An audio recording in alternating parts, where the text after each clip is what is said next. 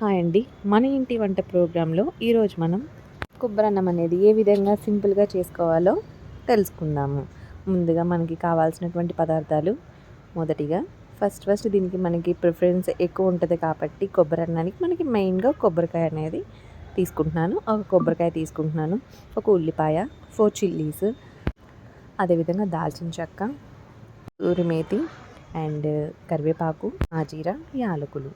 వీటితో మనం కొబ్బరి చాలా సింపుల్గా ఈజీగా నేర్చుకుందాం. ముందుగా నేనైతే బాస్మతి రైస్ తీసుకుంటున్నాను. మీ ఇష్టం, బాస్మతి అయితే కొంచెం టేస్ట్గా ఉంటుందని నేను తీసుకున్నాను. So 4 cups of basmati rice, 2 కప్స్కి 8 cups of water, 2 కప్స్కి 4 cups of water, అంటే ఒక కప్కి డబల్ వాటర్ వేసుకోవాలన్నమాట. సో నేను ఈ విధంగా ఒక 4 కప్స్ ఆఫ్ రైస్ అనేది తీసుకున్నాను. ఈ రైస్ని ఏం చేయాలంటే శుభ్రంగా కడిగి మనం ఈ విధంగా తీసుకున్నానండి వాటరు, మీకు వీడియోలో చూపించే విధంగా.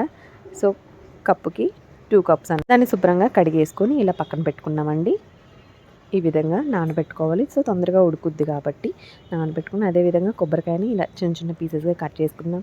మనం దాన్ని మిక్సీకి వేసుకోవాలి కాబట్టి అండ్ అదేవిధంగా తీపాకు, కొత్తిమీర అండ్ చిల్లీస్, అదేవిధంగా ఆనియన్ అనేది ఈ విధంగా సన్నగా కట్ చేసుకున్నానండి. సన్నగా కట్ చేసుకోవడం వల్ల టేస్ట్ అనేది కూడా బాగుంటుంది. సో వీటితో ఇప్పుడు మనం స్టవ్ వెలిగిద్దాము. స్టవ్ వెలిగించి ఒక చిన్న డేక్షా అనేది పెట్టి అందులో వాటర్ మరిగిస్తారు. మిక్సీ పట్టేసిన తర్వాత ఈ విధంగా ఉంటుందండి. సో మనం దాన్ని కొంచెం వాటర్ పోస్తే ఇంకా జ్యూస్ అనేది ఈజీగా మెల్ట్ అయిపోయి వస్తుందండి. సో నేను అందుకని వామ్ వాటర్ అలా పోసుకొని నేను ఈ విధంగా ఫిల్టర్ చేసుకుంటున్నానండి. దీన్నే మనం కొబ్బరి పాలు అంటాము. ఈ విధంగా నేను ఒక గిన్నెలోకి తీసుకున్నానండి. స్టవ్ వెలిగించి ఒక డేక్షా పెట్టి కొంచెం నెయ్యి వేసానండి. నెయ్యి వేసుకుంటే చాలా టేస్ట్ ఉంటుంది. సో నేను అందుకే నెయ్యి ప్రిఫర్ చేశాను, లేకపోతే ఆయిల్ అయినా వేసుకోవచ్చు. బాగా కాలినాక మనం కొంచెం సేపు ఆగినాక ఈ విధంగా అయితే హీట్ అవ్వాలండి. ఆయిల్లో చూపిస్తున్న విధంగా బాయిల్ అవుతున్నట్టు కనిపించాలి. అప్పుడు కొంచెం దాల్చిన చెక్క, యాలకులు, తురిమేతి, షాజీరా ఇవన్నీ వేసేసుకోవాలండి. ఆ వేడైన ఆయిల్లో బాగా ఏగాలండి. అయితే మంచి ఫ్లేవర్ అనేది వస్తుంది, మంచి స్మెల్ అనేది వస్తుంది మనకి. సో ఈ విధంగా వీడియోలో చూపిస్తున్న విధంగా వేగినాక తర్వాత ఆనియన్స్, మనం కట్ చేసి పెట్టుకున్న ఆనియన్స్ అనేవి ఆయిల్లో వేయాలండి.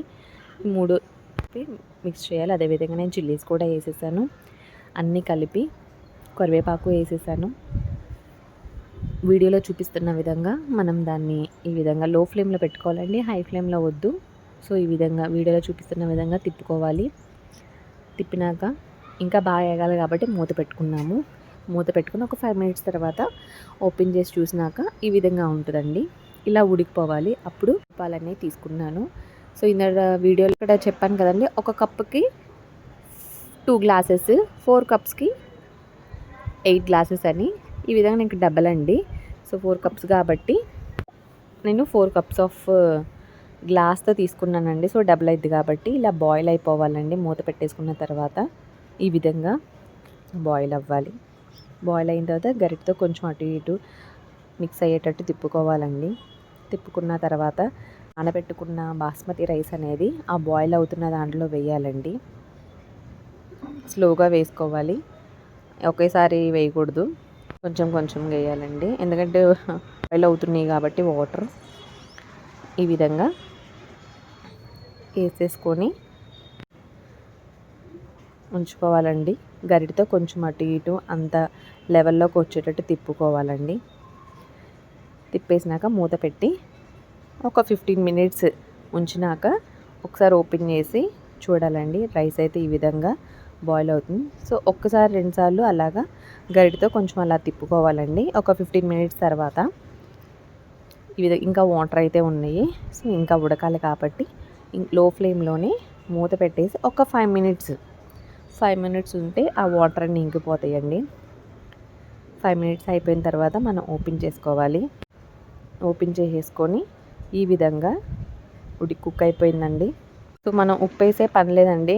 యాక్చువల్లీ మనం కొబ్బరి ముక్కలు గ్రైండ్ చేసేటప్పుడే కొంచెం ఉప్పు అనేది వేసేసుకొని గ్రైండ్ చేసుకున్నాం కాబట్టి మనం ఉప్పు వేసుకోవాల్సిన అవసరం. సో ఈ విధంగా అనేది అయిపోవాలి. ఓపెన్ చేయగానే కుక్ అయిపోయిందండి.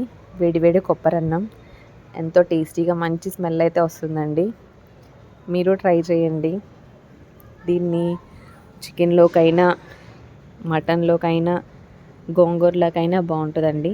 ఎంతో టేస్టీగా ఉంటుందండి. మంచి ఫ్లేవర్ అండి. హోమ్ మేడ్ కోకోనట్ రైస్ అండి. ఈ విధంగా నేనైతే ప్లేట్లోకి తీసుకున్నాను. వేడివేడిగా ఉంది, ఎంతో టేస్టీగా ఉంది. నేనైతే దీన్ని గోంగూర టమాటా దాంట్లో సర్వ్ చేసుకున్నాను. ఈ విధంగా నేను గోంగూర టమాటాలో సర్వ్ చేసుకున్నానండి. నా వీడియోలో కూడా ఉంటుందండి గోంగూర టమాటా ఎలా చేయాలనేది. ఎంతో టేస్టీగా ఉంటుంది. సో దీన్ని కొబ్బరన్నంతో తింటే ఆ టేస్ట్ అనేది చాలా చాలా బాగుంటుందండి. మీరు ట్రై చేయండి. ట్రై చేసి కామెంట్ సెక్షన్లో చెప్పండి ఎలా ఉందో. Thank you for watching this video అండి. Thank you.